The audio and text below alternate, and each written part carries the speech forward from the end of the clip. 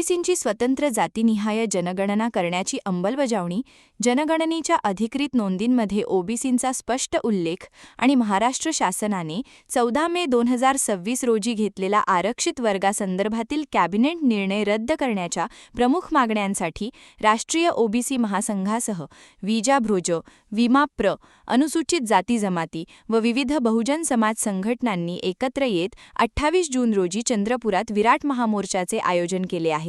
बहुजन समाजाच्या हक्क, प्रतिनिधित्व आणि सामाजिक न्यायासाठी हा मोर्चा ऐतिहासिक ठरेल असा विश्वास आयोजकांनी व्यक्त केला असून समाजातील सर्व घटकांनी मोठ्या संख्येने सहभागी होण्याचे आवाहन करण्यात आले आहे.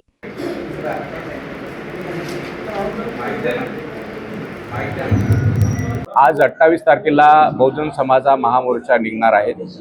प्रामुख्याने प्रत्येक तहसीलच्या भागामध्ये आम्ही सभा घेतलेल्या आहेत. आज आम्ही हे शहराची नियोजन सभा आहे.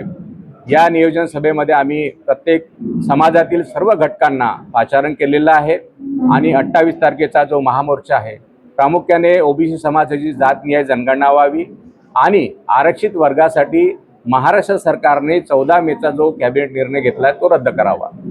तर केंद्र सरकारने जो 30 डिसेंबर 2025ला कॅबिनेटमध्ये निर्णय घेतला होता की जातनिहाय जनगणना करावी, प्रत्यक्षात जेव्हा जो राजपत्र काढलं 22 जानेवारी 2026ला राजपत्र काढल्यावर राजपत्रामध्ये 12व्या क्रमांकावर अनुसूचित जाती जमाती आणि अन्य असा उल्लेख केल्यामुळे आम्ही त्या राजपत्रावर आक्षेप घेतला आणि संपूर्ण महाराष्ट्रभर याचा आम्ही असहकार आंदोलन पुकारलेलं आहे. यानंतरही सुद्धा केंद्र सरकार अजूनही आम्हाला सांगत आहे की आम्ही जातनिहाय जनगणना करणार आहोत. आमचं एवढंच म्हणणं आहे सरकारला, जोपर्यंत राजपत्र निघणार नाही तोपर्यंत आमचं असहकार आंदोलन सुरू राहील आणि देशातल्या वेगवेगळ्या भागामध्ये आमचं हे मोर्चे आंदोलन सुरूच राहणार आहे. या व्यतिरिक्त सुद्धा केंद्र सरकारने राजपत्र नाही काढलं, येणाऱ्या हिवाळी अधिवेशनामध्ये रामलीला मैदानावर देशव्यापी मोठं आंदोलन उभं केलं जाईल.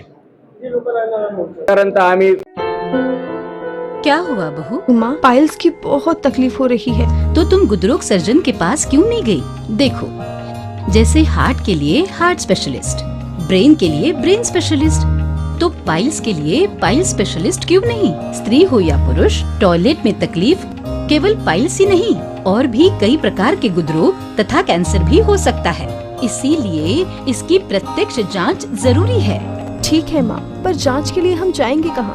वही काले आयुर्वेदिक पाइल्स हॉस्पिटल में. लेकिन माँ, प्रेगनेंसी में पाइल्स की दवाइयाँ? प्रेगनेंसी में आयुर्वेदिक दवाइयाँ सुरक्षित होती है. जनहित में जारी काले आयुर्वेदिक पाइल्स हॉस्पिटल, औषधि चिकित्सा तथा सर्जरी ट्रीटमेंट उपलब्ध. हमारा पता उमरेड रोड, दिघौरी बस स्टॉप के पास, नागपुर. अधिक जानकारी के लिए वेबसाइट पर जाएं kalepileshhospital.com.